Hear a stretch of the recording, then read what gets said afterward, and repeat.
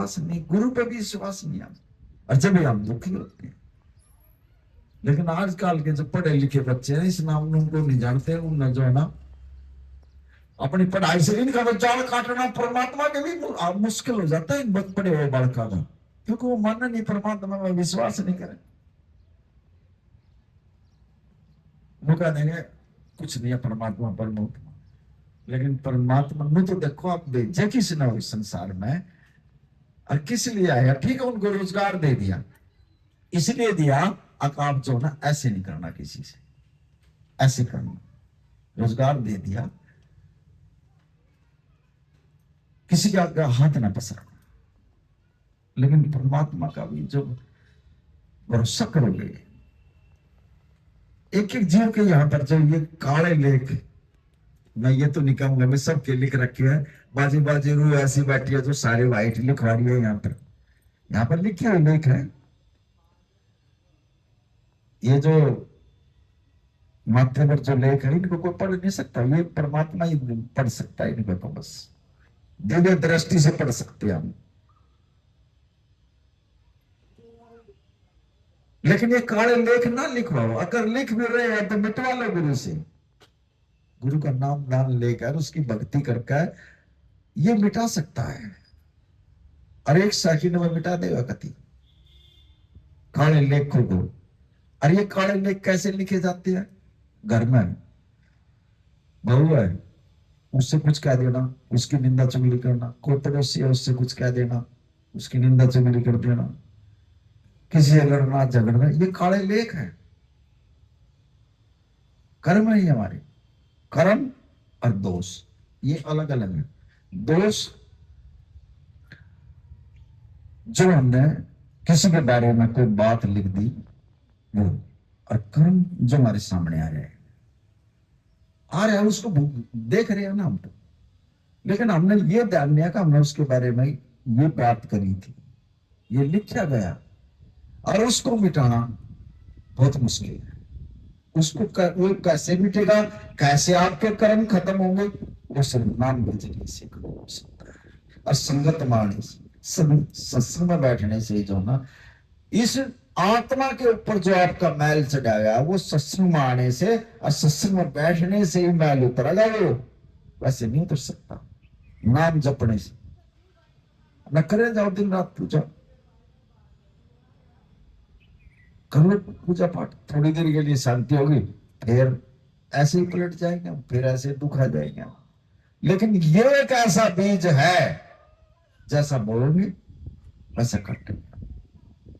अगर हम बीज बोए, खेत में बीज बोए, कोई दूसरा ही काटेगा, फिर दूसरा ही खाएगा, और दूसरा ही उसने काट के इकट्ठी करेगा। और ये कर्म भूमि ऐसी है, ये कर्म भूमि ऐसी है, जो हम कर्म करते हैं इसमें बीज भी हम ही बोएंगे, इसको काटेंगे भी हम ही, दूसरा नहीं कोई काटेगा। लेकिन वो एक ऐसा है उसमें कोई दूसरा नहीं काट ले, फल भी कोई दूसरा खाओगा, पेड़ भी लगा देंगे तो क्यों फल नहीं खा सकते हम। लेकिन ये कर्म भूमि ऐसी है जो हम अपने शरीर में बोएंगे, इसना हम ही काटेंगे और हम ही बोएंगे, इसको दूसरा नहीं काट सकता कोई।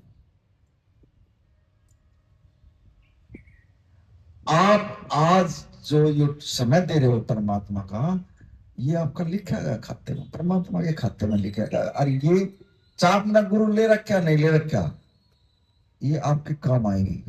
ये जो समय आपने दिया घंटे का 2 घंटे का, ये लिखा गया आपके खाते में। कभी वक्त पड़ा है, नाम तो नहीं गुरु महाराज जी आपकी बच्ची है, कभी ऐसे ताती हवा ना देना इन पर, कोई इनके सिर के ऊपर हाथ रखना गुरु महाराज जी। लेकिन कोई आ भी जावा वक्त है तो गुरु को याद कर लियो, जाओ जो आपका नहीं आपका काम हुआ और जो आपका नहीं आराम हुआ। गुरु तो बहुत, मैं तो एक छोटा सेवक, जब मेरे द्वारा फोन कर लो जब भी काम हो जाएगा आपका। मेरा गुरु तो बहुत ऊंची चीज है, आपके दुख दर्द में भी जो ना ऑटोमेटिकली काम हो जाएगा। सारा जग खावर सो गए, जो हम सोवा खा गए, और दर्शन नीच देखो अपने आप को, इतना बड़ा परमात्मा एक दर्शन नीच जाकर रो है, सारी रात सोने नहीं है, एक एक जीव की खबर। क्यों? इसकी आत्माएं हैं। अब किसी का रात में दर्द हो गया, महाराज जी आ जाओ, मेरा दर्द हो रहा है, मेरे सिर में दर्द हो रहा है, महाराज जी मेरा ठीक कर दो। किसी के बच्चे का दर्द हो गया, महाराज जी आपके बच्चे का दर्द है, आइए मत करो कृपा। अब ये सुनता है, डोला खड़ा हुआ सुनता है, रात में भी नहीं सोने देते। ये तो बहुत दूर है, आप नहीं सोने देते। बाबा जी रात के 12-12 बजे आपकी बच्ची का दर्द हो गया, महाराज जी कर दो कृपा आपकी बच्ची। हमने तो फिर अपने गुरु को अरदास लगानी पड़ा, और गुरु चाहेगा जो हमें ठीक कर दे। विदेशों में भी, विदेशों में भी ठीक करने लग रहा। बताओ, एक बार कहते ही महाराज जी आपकी बच्ची है, कर जाओ। महाराज जी आपकी बच्ची विदेश में जा रही है, उसने काम नहीं मिल रहा, काम दे दो उसको। उसको काम मिल जाता है। कहने की जरूरत है? सेवक का भरोसा होना चाहिए, यकीन होना चाहिए गुरु के ऊपर, और ऑटोमेटिक ही काम होंगे आपके।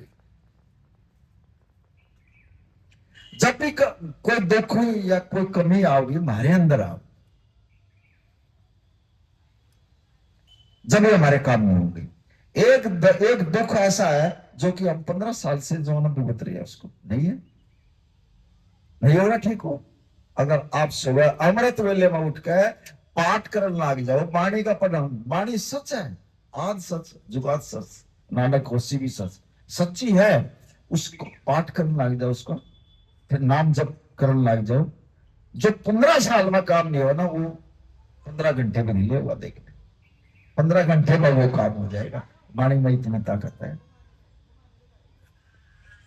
अन्ना दिन रात पूजा पाठ करे, रोज जाओ मंदिर में तिलक लगा लगा के जोतवती करण, और वो काम नहीं होते।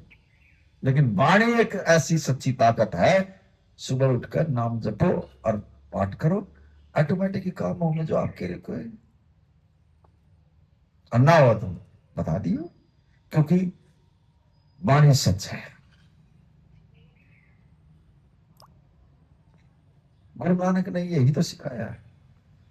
अरे उसने तो जग जगह पार उतारा कर यार। जैसे महाराज जी है, आज सत्संग यहां रख दिया, आप पता नहीं कौन सी रूह का के पार उतारा करना इसने, करना इसने ही है। कौन सी रूह इसने अपने साथ जोड़नी है। इतनी रूह बैठी है, इतनी आत्माएं बैठी है। अब बुलाया ने, बुलाना भी इसका काम है, हम नहीं बुला सकते, और जोड़ना भी इसका काम है, ना हम जोड़ सकते। आगा परमात्मा सत्संग से आया, आप क्या समझ रहे हो उसको?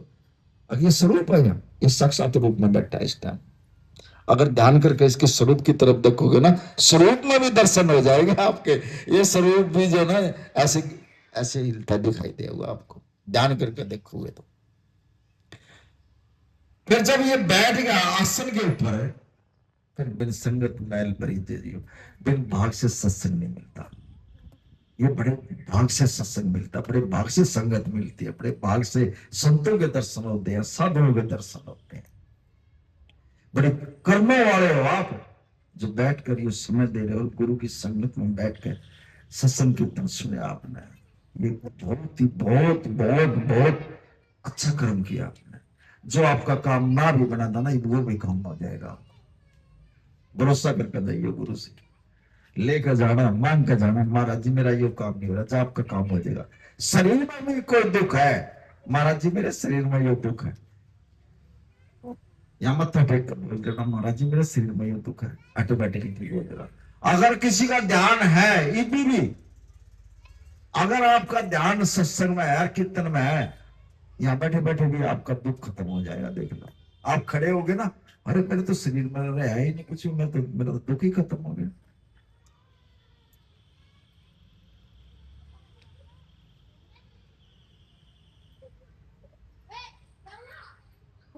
लेकिन सबसे पत्ती इस क्रोध को, इसको कंट्रोल करो। ये बड़ा खतरनाक है, 1 मिनट में जो ना खटेपा कर देता है गर्म। एक जवारी हीरे जवाहरात वाला 2 हीरे लेकर राजा के पास चलेगा। बड़े ध्यान से सुनना, इसको क्रोध के ऊपर दे रहे हैं महाराज जी इसको। 2 हीरे लेकर और वो राजा के पास चलेगा, एक हीरा इस मुट्ठी में, एक इस मुट्ठी में। अब उसने राजा से सवाल कर दिया, कहने लगा राजा साहब ये 2 हीरे हैं मेरे पास और आपके पास इतने बैठे हैं, अब कोई ऐसा बंदा दे जो कि इन हीरों में से जो ना असली हीरा पहचान पहचान दे। अब वो राजा कहने लगा भाई इतने बड़े बड़े तुम विद्वान बैठे हो, इन पहचान करके बताओ कौन सा नकली हीरा और कौन सा असली हीरा। ले आओ तुम। अब वो जो इतने बड़े बड़े ज्योतिषी इतने बड़े बड़े विद्वान बैठे थे, उन्होंने वो हीरे जाकर देखे, बोले राजा साहब हमारी तो पहचान में नहीं आया, आपने तो दोनों एक से लगाइए। अब उनमें उसके पास एक अंधा आदमी रहा करता राजा के पास, वो कहने लगा अब राजा साहब मैं बता दूंगा कौन सा असली और कौन सा नकली, देखो अंधा।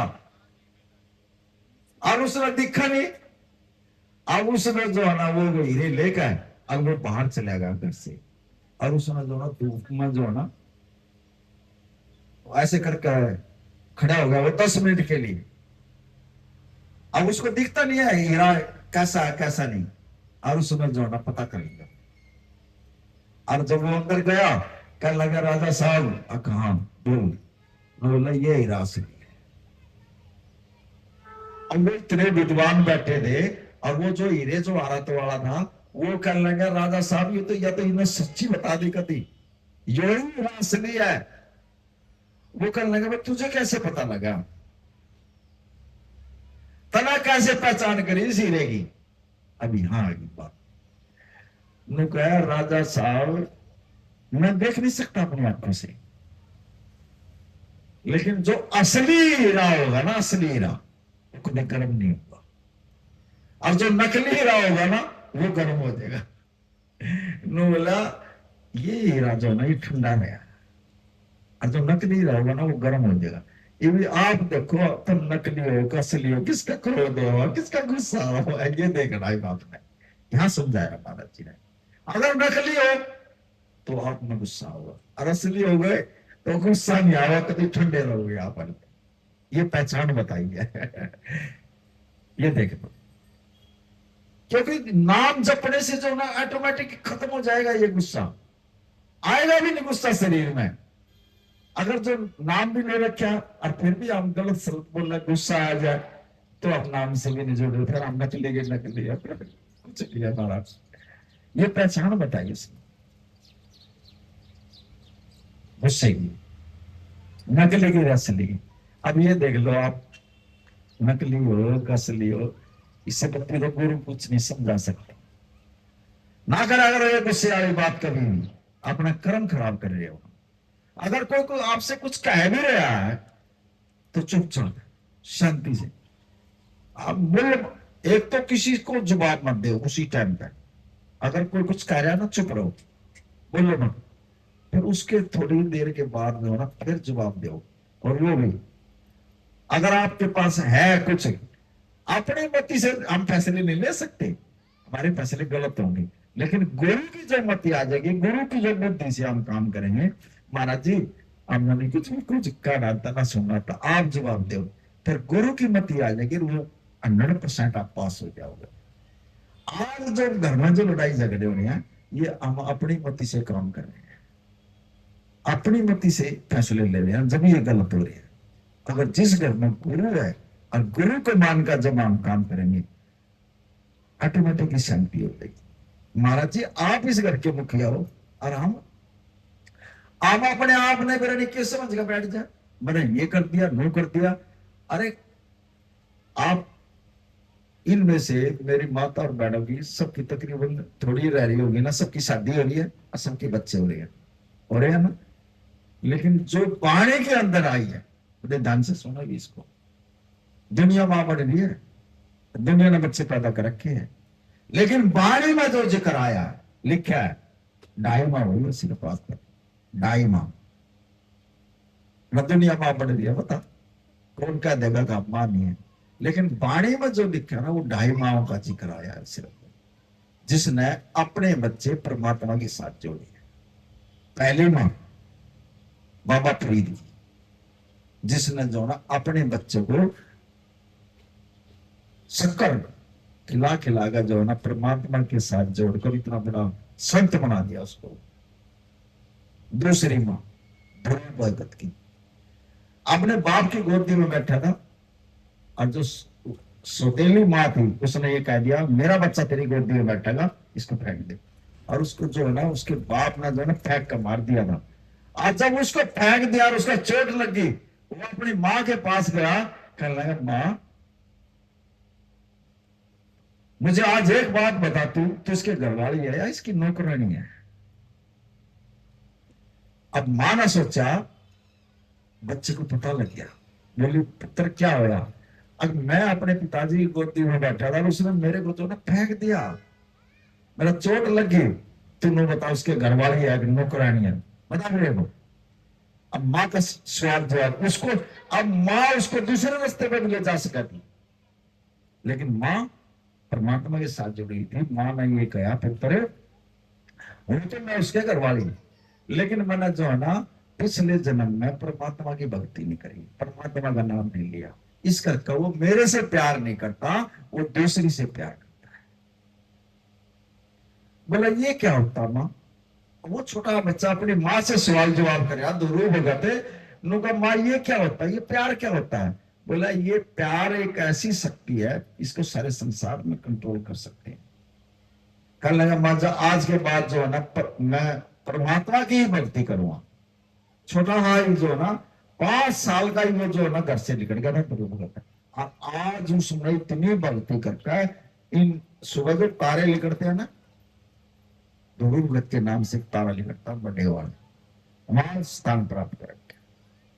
अब आधिमा जो हुई है, आधिमा वो गोपी चंद की हुई, उसने जब ये चोला ले लिया, बाणा ले लिया, और जब चला गया वो गुरु के पास में, और जब गुरु ने ये कहा जा अपने घर से भिक्षा मांग कर लिया, जब वो भिक्षा मांगने के लिए अपने घर गया, तो जो उसकी रानी थी और उसकी जो माँ थी वो रोने लगी, कहना तो तू तो बाबा बन गया, इनका क्या हालात होंगे फिर, ये कहां जाएंगे पता। अब वो रो रो का जो ना वो कर दिया, फिर उसको बीच में आना पड़ गया। वो आधी माँ ये ढाई माँ जो है ना, ये बताइए वाणी के अंदर अनंत दुनिया माँ बढ़ रही है भाई।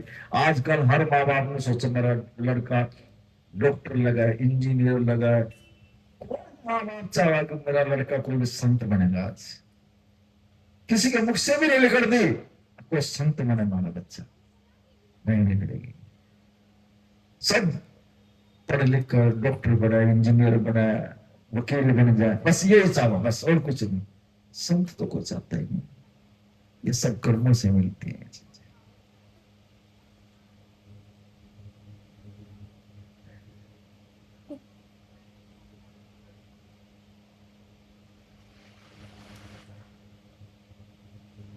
सोच को बदलो तुम, समय बहुत खराब आने लग रहा है, ये ध्यान कर लेना। अगर आपके विचार ठीक है बच जाओ, भरोसा करो किसी के ऊपर।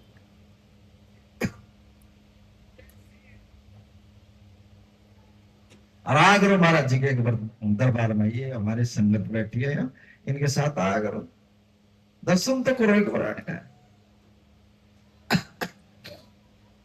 और ऐसा गुरु कड़ा मिलेगा जो अपने दौरे तक किराए भाड़े भी दे देगा, रेल में टिकट बुक करवा करवा कर बुलाल लग रहा, बताओ कहां मिलेगा ऐसा गुरु? बताओ लोक भी परलोक भी दोनों समझ जाएंगे आपके। और ना पता है जिसके सिर के ऊपर गुरु ने यमराज आओगा, अब पकड़ के ये बाल जब ले जाए ना, तो इतनी भूडी मार पड़ा जब घसीटा है, तो सब कुछ कुछ नहीं, किसी ने साथ नहीं देना, ना घर वाले ने देना, ना बच्चों ने देना, और ये कोठी और ये बंगले सब कुछ यहीं रह जाएंगे। अगर किसी के पास गुरु है तो गुरु बचा लेगा।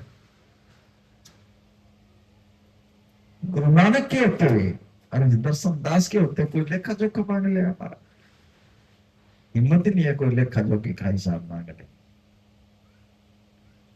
और ना पकड़ पकड़ के जो ना घसीट का है, और जब ले जाएंगे ना जब पता लगेगा, और जब नरक में डाल देंगे। लेकिन गुरु होते हुए नरक में नहीं जा सकते।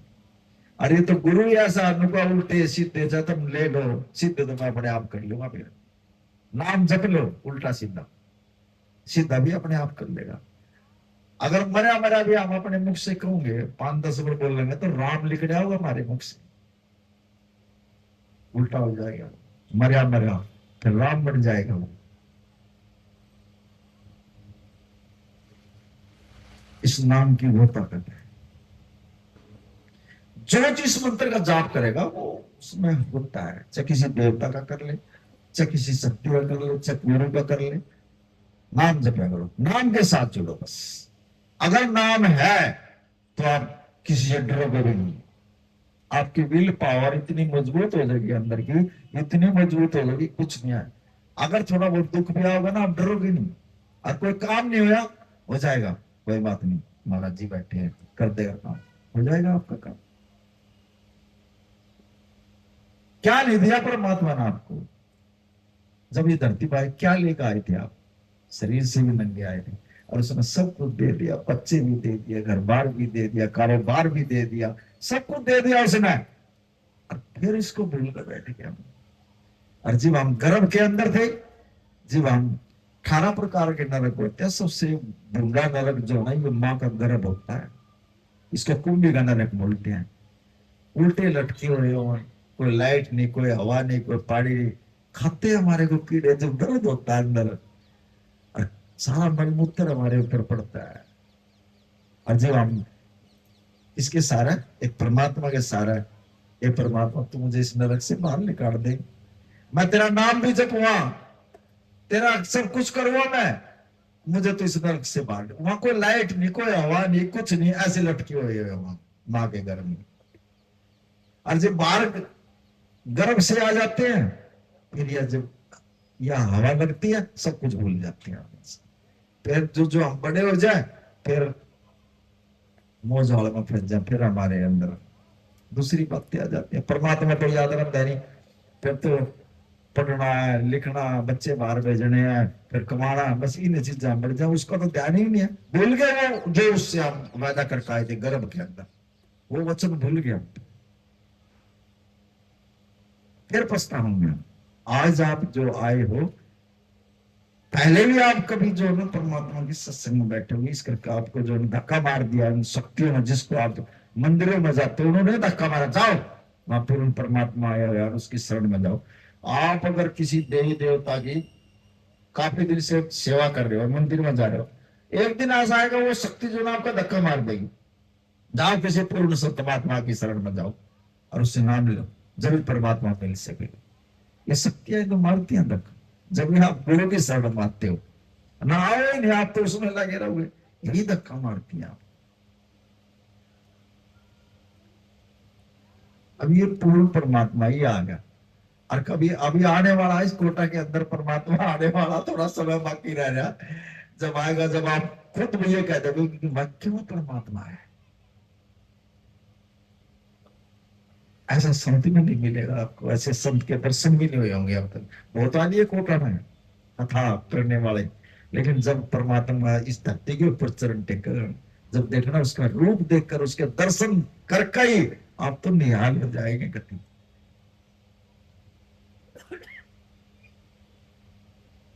थोड़ा समय बाकी रह रहा है, पता नहीं हमारे बाग में है या हमारे अंदर कुछ कमी है।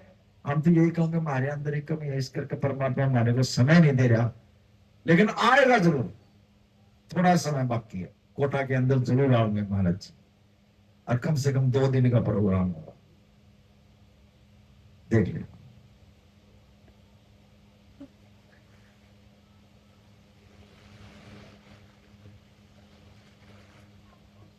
अगर किसी के कुछ नहीं है आओ दरबार में, और ऐसा गुरु भी नहीं मिलेगा। देखो बैठ रहे हैं संगत की दुख सुख की सुन रहे हैं, एक एक संगत की दुख सुख की सुन रहा है, और उसी टाइम उसका उपाय कर जा मेरे बच्चे जा, कर दिया तेरा काम, और तू ठीक हो, और उसके काम हो जाते हैं। कहाँ मिलेगा ऐसा गुरु बताओ, जो डॉक्टरों के बस की नहीं वो काम कर देता है 2 मिनट में गुरु महाराज।